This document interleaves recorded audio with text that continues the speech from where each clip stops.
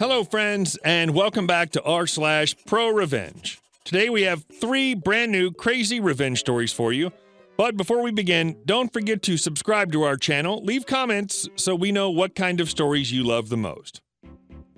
I turned off a radio station. In the 90s, I was a technical operator for a radio station.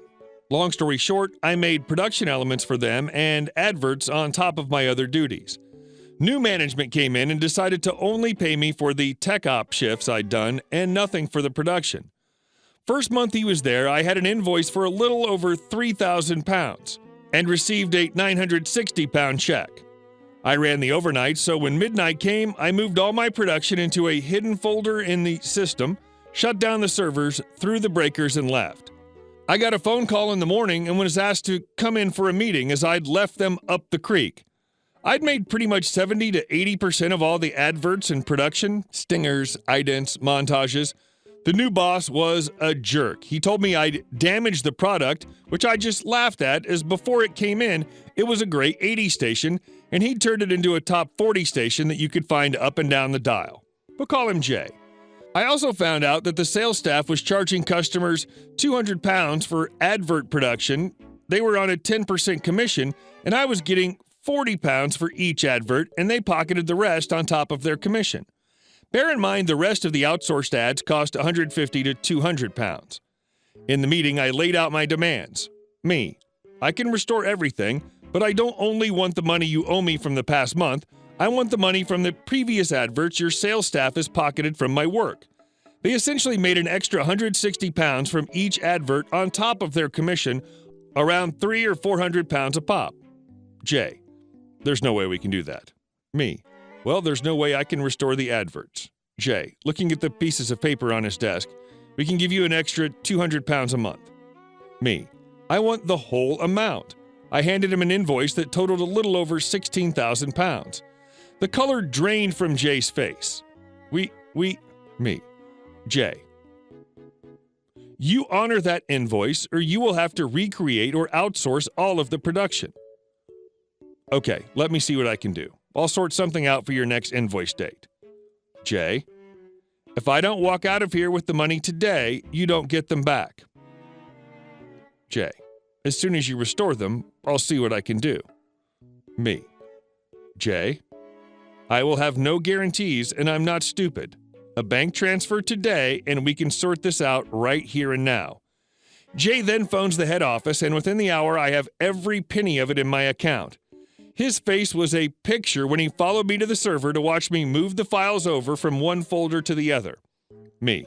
Yep, they were right under your nose. Jay, through gritted teeth, you best get home and get some sleep. No, good luck tonight. Within 5 hours, I was in Spain, and I stayed there for 4 weeks. When I got back, I did hear through the grapevine that the sales team was out for blood. Jay bullocked and blamed them for me being ripped off, and they all lost their commissions for 3 months and just got base pay to make up for the loss. I'm pretty sure the company made more than enough back from that to pay for my hostage negotiation. I used some of what was left to buy a laptop and started DJing around town for a few years, back when it was a rare sight and used to get nerdy types on a night out just hanging around the booths to see what I was doing with a computer in a pub. My friend used to say I looked like I was doing my homework. Wait, they seriously expected you to work with them after that negotiation? And our second story. Bad coworker thought she could push the manager around. I have a troublesome coworker that thinks she can push the store around. She constantly tries to change her schedule so she can get hours that she wants, even though it makes things harder for the store. Let's just call her Stacy, and she has a history of doing this over the past year. Well, this year, Stacy decided to tell the boss that she couldn't open the store anymore and that she was only available from 8 in the morning till 3 in the afternoon. Furthermore, she tried to blame other employees for things that she didn't get done. Last year, she decided to cause an issue with another employee, and that employee turned her in for food stamp fraud. To give you a little background, Stacy lives with her boyfriend, and he happens to work for a government contractor, making over $20 an hour plus overtime. Her boyfriend went out of the way to buy her a brand new car to go back and forth to work. In this regard, Stacy lied to social services by not telling them that he lived in that household. After the report was filed, Stacy came into the store to buy groceries. However, she paid in cash, which prompted me to ask her why she didn't use her EBT card. She told me that somebody turned her in and that her EBT card was shut off. In order to get her benefits back, she moved out and reapplied for food stamps. Once she was approved and got her benefits back, she broke her lease and moved back in with her boyfriend. Fast forward to this year. Our store was having attendance and cooperation issues. As a result, there was a store meeting where corporate got involved and every store employee had to be present. During the meeting, they stated that all the applications for the current employees had an availability for any day and any shift. In order to rectify the problems that our store had been having, corporate decided that all employees will get scheduled for different shifts, including opening and closing. Stacy decided that she didn't like that, and over the weekend decided to send a message over Facebook stating that the schedule had better be changed. Stacy threatened the assistant manager by saying she's not working nights and she would not be coming in those shifts. I received a phone call from the store manager saying that Stacy had called out for her shift today and that I'd have to cover it. Keep in mind, I already had plans to go out to dinner for my birthday with my parents. While I don't mind the overtime, I'm not happy that I had to cancel my reservation and blow off my family. As a result, I made a call to the social services office in my county and made a report that Stacy's committing EBT fraud. Moreover, if they check the address they have on file for her, they'll find that she's no longer living there and that the owner of the property will be able to verify that she broke her lease. This will be the second time that they'll catch her lying to them about her living situation. Being that this will be more than one instance where she lied in order to receive benefits, it's very likely she'll be charged with welfare fraud. So now maybe she'll be looking at more days off and spending that time in a cell waiting to be arraigned. And a third story. Dick Boss lets his self-importance bite him in the butt. Background. I worked in an office for a large supermarket in the UK. We had a team leader who was a dick. He'll be known as Dick from here on. Never in the wrong, always had the what I say goes attitude. Also, he would ask really inappropriate questions if you'd been ill. Real probing questions that were unnecessary. He was a prick. One day he got promoted to the team leader of the team above us. They were involved in the data side of things, and we thought we'd seen the last of him. But he used his data team to run reports on who was doing what. He generally effed with his old team as he was universally despised. Background over. One day we had an issue with pricing in our store's meat that was going through the till at twice the normal price. No biggie, these things happen from time to time. In our stores, we have a policy: if we overcharge you, you get double the overcharge back. So say this leg of lamb was 28 pounds and you got charged double to 56 pounds. You get the 56 as double the overcharge and you got to keep the product.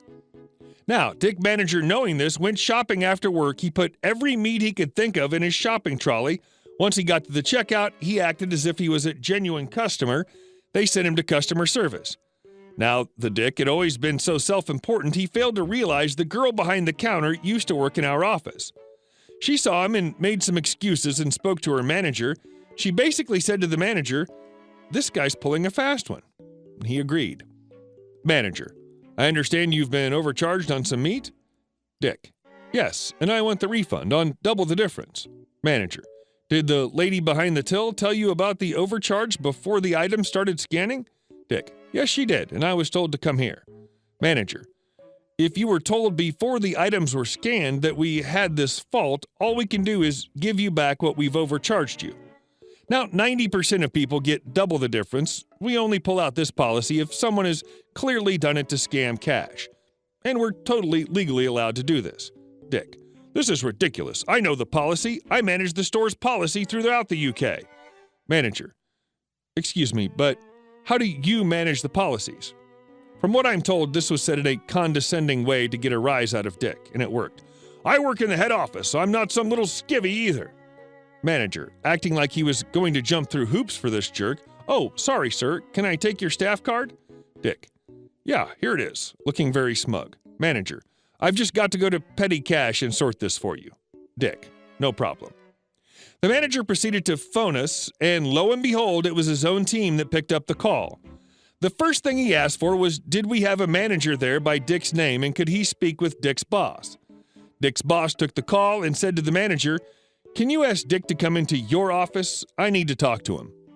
He was fired on the spot and told he would not get a reference from us. If he did get one, it would say he was dismissed due to fraud against the company.